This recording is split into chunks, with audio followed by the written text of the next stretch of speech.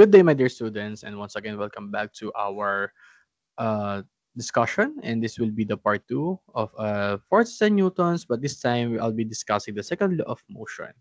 So, without further ado, let us now proceed to our discussion. So, in the Newton's second law of motion, in the mathematically explanation, the net force is written as summation of F, or where the Greek letter sigma denotes a vector of sum.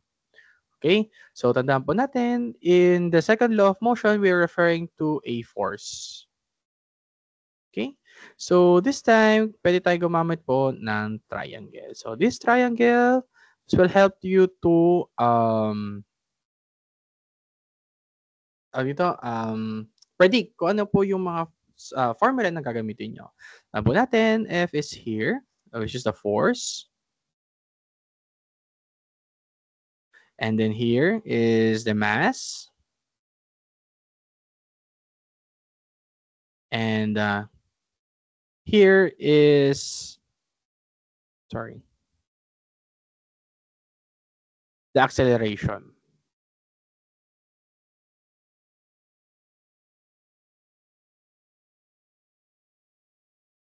Okay. So you have now the triangle of formula. Proceed po tayo sa next slide. So in the Newton's second law, when a net external force acts on an object of mass, the acceleration that results is directly proportional to the net force, and as a magnitude, that is inversely proportional to the mass. So the direction of the acceleration is the same as the direction of the net force. So using this kind of formula, again, if hinahanap po natin ay acceleration, going back to our triangle, hinahanap po acceleration, you're going to divide force to its mass. If hinahanap po naman natin ay force, ang gagawin nyo naman po, mass will be multiplied to acceleration. Now, if nawawala naman po si mass, then therefore, mass is equals to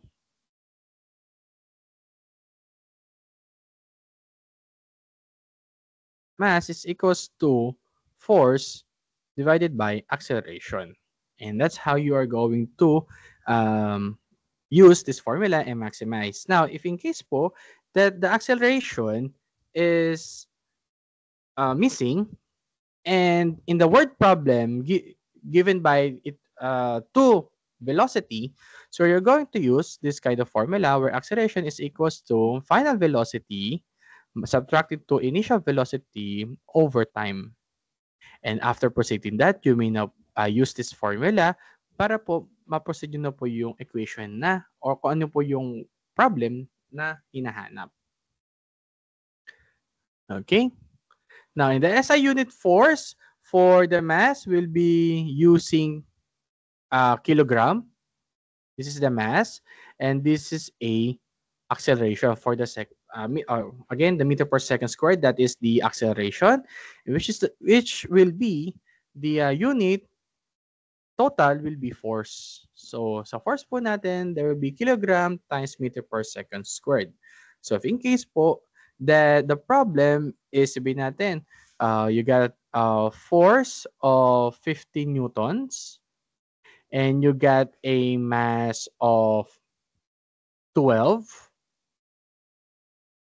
Sorry, natin. Ibahin natin. Again, if you have a 15 newton and you got a 5 kilograms, so ang nawawala po natin dito is acceleration. So ang gagawin lang po natin dito is dahil ang acceleration, so A is equals to F over mass. Substitute lang po natin, acceleration is equals to 15.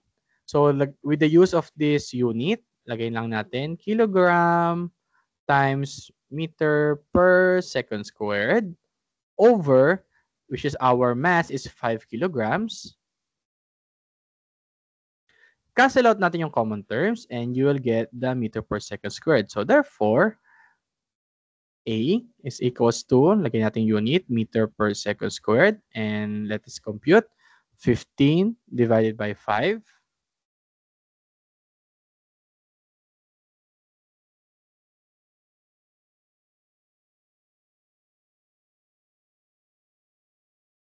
Okay, so you will get 3 meter per second squared. Okay? So and so forth. Kung ano man po yung nahanap natin, for example, another example, you get a acceleration of 3 meter per second squared, and you get a force of 15 Newton. So dahil nawawala po ang mass natin, with the use of formula, M or mass is equals to F divided by A. So substitute lang po natin M.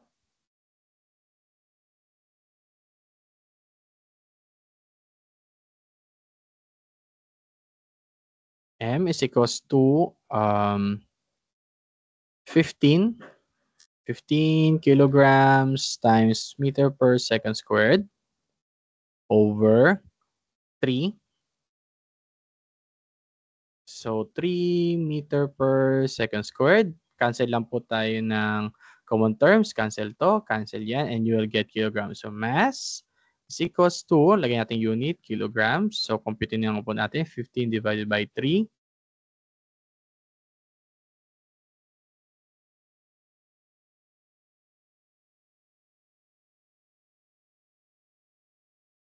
Okay, and you will get 5 kilograms. Okay, ganun lang naman din po kapag sa force po natin, erase lang ulit natin. Okay, so kung meron kang pong mass na 5 kilograms, kung meron kang pong acceleration na 3 meter per seconds squared, and what will be your net force or what will be your force? So apply lang po natin. So F is equals to mass times A, where substitute po natin, F is equals to 5 kilograms times acceleration. Oh, sorry, acceleration tuloy.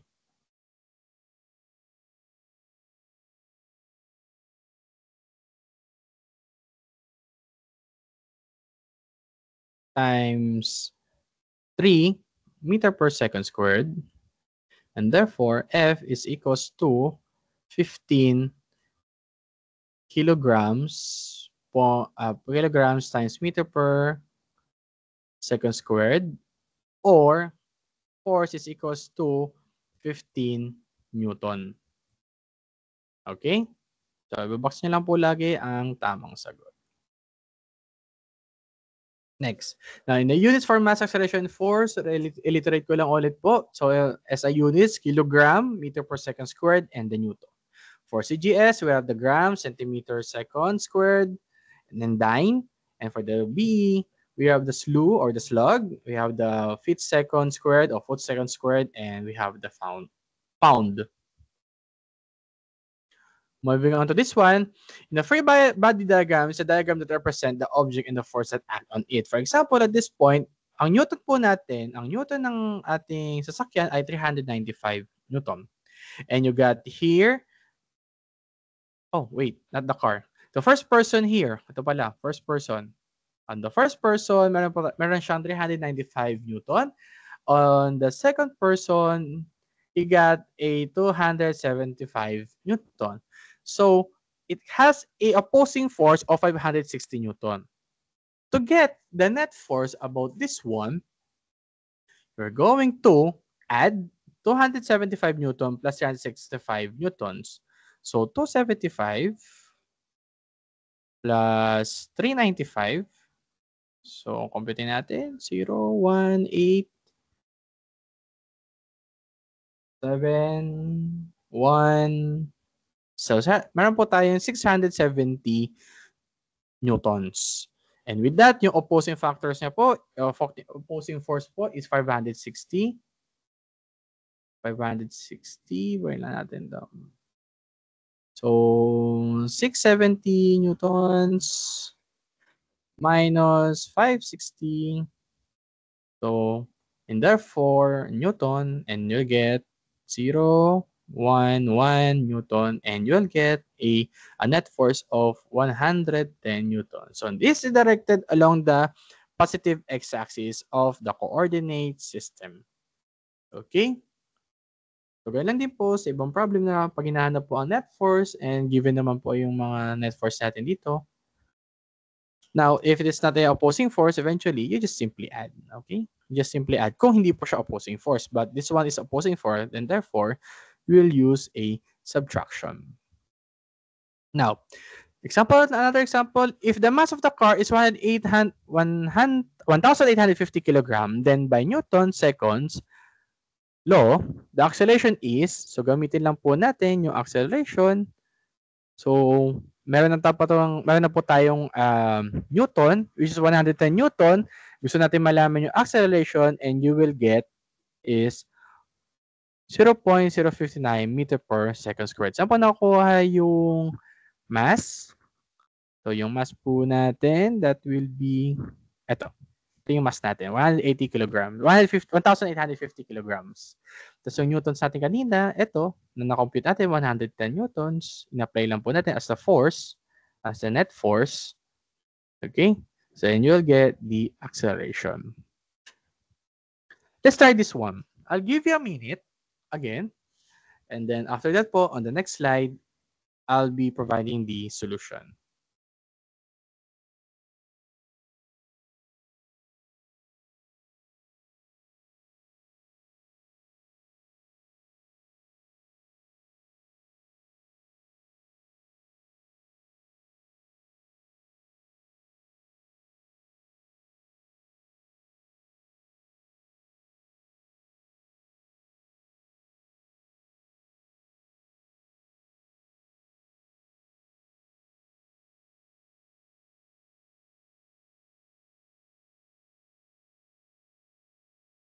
Okay, I think we can now analyze this problem first. So you can see, determine the resulting acceleration when a 15 net force is applied to the following object. So meron po tayong mass. We consider this as a mass. Hinahanap po natin dito is the acceleration. And therefore, our formula will be A is equals to F over mass, right? And our unit to that is kilogram times meter per second squared. And for the mass, we'll be using kilogram.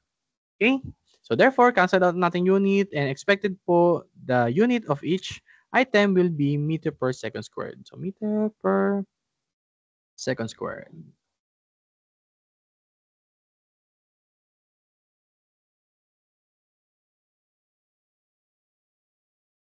Okay? So, sulat mo na yung unit para hindi ka na magkakamali. Now, apply po natin to so that we have a 5 kilogram massive object. So, A is equals to 15 over 5. And you'll get 3 meter per seconds. Dito naman po. So, we got this number 1. Number 2, you'll get A is equals to 15 over 15. You shall get 1 meter per seconds. And then para sa 25 kilograms object naman po, you got 3. A is equals to 15 over 25. You shall get 0.6. Tama, 0.06. I think 0.06 yan. Okay. So let's see on the next slide. So again, here's the answers. We got 3 meter per second squared, 1 meter per second squared, and 0.6 meter per second squared. So balik tayo dito. Correct natin to para hindi kayo malito while reviewing on this one. Okay? Ayan. So without further ado, let us now proceed to the next discussion. Now, the direction of force and acceleration can be taken into account by using x-axis and the y components. Okay? So in the summation of force is equals to mass times acceleration is equivalent to summation of force of y component is equals to mass times acceleration of y component. And for the x component naman po natin, we'll be using summation of f of x component is equals to mass times x a to x component. So, tandaan lang po natin itong formula po na ito para di po tayo mali dito. It's almost same lang naman din siya. Okay? But this time kasi ginahanap po natin yung x and y components. For example, at this point, you'll see that we have the p, yung p natin, or the x component po natin, we have the 17 Newton. On the y-axis naman po natin, makikita po natin that there is none. No? Wala, question mark po yun. However, in the this vector, meron po tayo dito a, which is 15 Newton, which is will not be using on this one. Okay, for the magnitude, we have the 67 degrees. So for x component, we'll be using cosine. So ito lang naman po yan. And for the y-axis, we'll be using the sine, which is 67 degrees. So to sum it up, lagay po natin siya sa table. So first po natin, we have the P and we have the A. So x component po natin, we have the 17 Newton. Again, balikan lang po natin, 17 Newton. For the A po natin with the x component, we have here the 15 Newtons. Ito, gagamitin natin yan to get the x component. Okay, so cosine of 67 degrees of its magnitude. So 15 times the cosine of 67 degrees, you'll get positive of 6 Newton. And for the y component, dahil nga po ang y component natin ay question mark here, that is y0. And then again, gamitin lang po natin yung for the y component, 15 Newton and 67 degrees for the sine, and you'll get 14 degrees Newton. And this time, you may now add, we got the 17 Newton plus the 6 Newton sa ginagamit po natin, and you will get 23 Newton. For the y component, that is why 14 Newton lang po dahil nga po ang Newton po natin for the y is 0. So 0 plus 14, you will get 14 Newton. So with this one, we can now use this force for our next problem. Okay?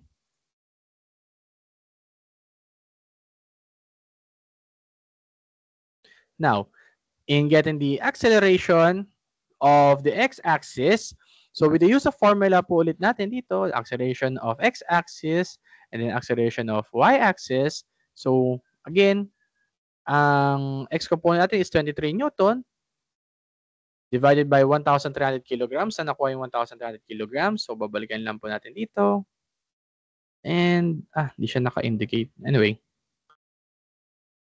So imagine that the kilogram was misstated. So we use the 1,300 kilograms. So i-divide mo lang naman siya, 23 Newton divided by 1,300 kilograms, and you will get positive 0.18 meter per second squared. Or let's say 0.018 meter per second squared. And dito po sa y component po natin is 14 Newton. Balikan lang po natin, 14 Newton. Ito. Divided by 1,300 kilograms. And therefore, you will get 0.011 meter per second squared. And that's how you use the vector of nature in terms of second law. Okay? Now, try this one. The displacement of a raft at the moment that the forces begin acting on the raft, in example above, the velocity of raft is 0.15 meter per second in a direction due east rather. So that's the x direction. Assuming that the force are maintained for 65 seconds, find the x and y components of the raft displacement during this time interval. Again, displacement po inahanap po natin. So I'll give you a minute to think about this one. Ano kayang formula po ang gagamitin natin? And after that, I'll give you another minute to compute.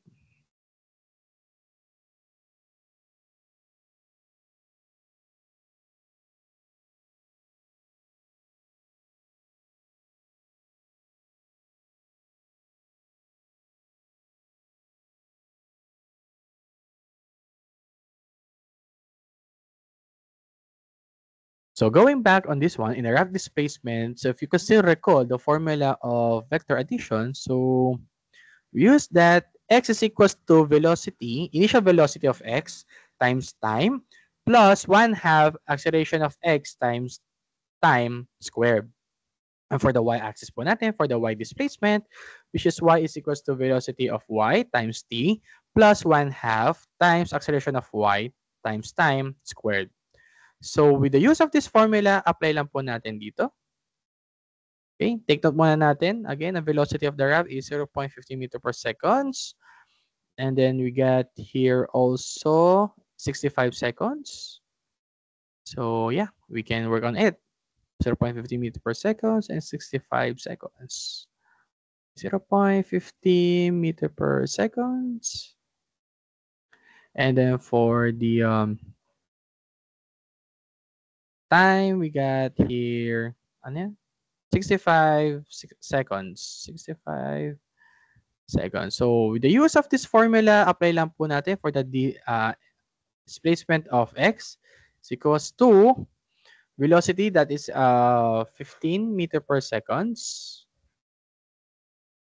times 65 plus 1/2. Then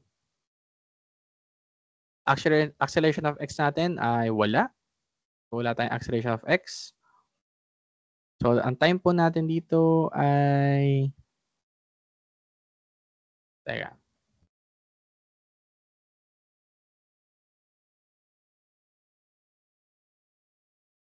Trace natin for a while.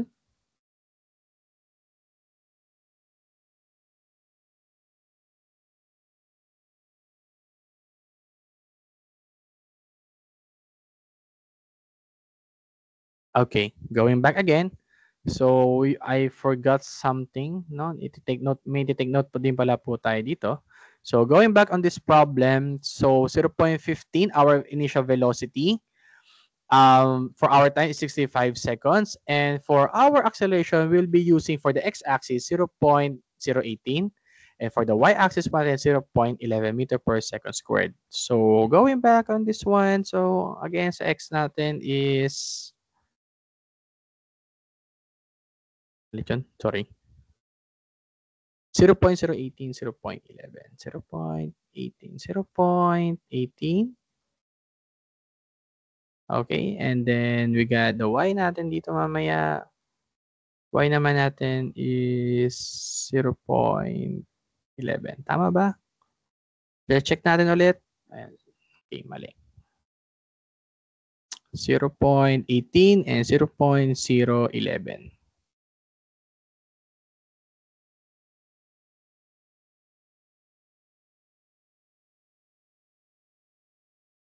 Ayan. So we got already the acceleration. Acceleration po natin yan ha. Acceleration natin. So using again this formula, sulit lang po natin ulit.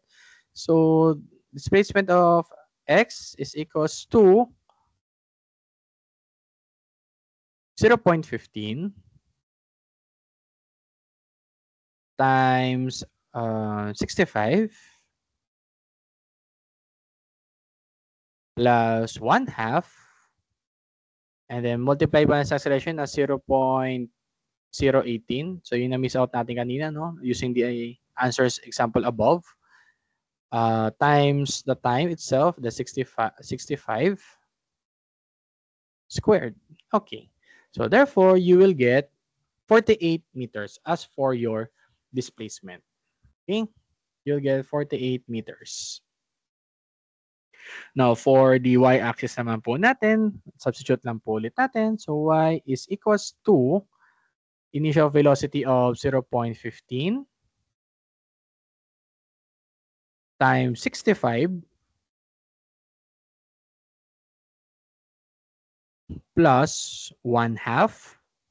Then, ang acceleration po natin is 0.011. 0.011. Then, times po natin ulit sa 65. And you will get, squared.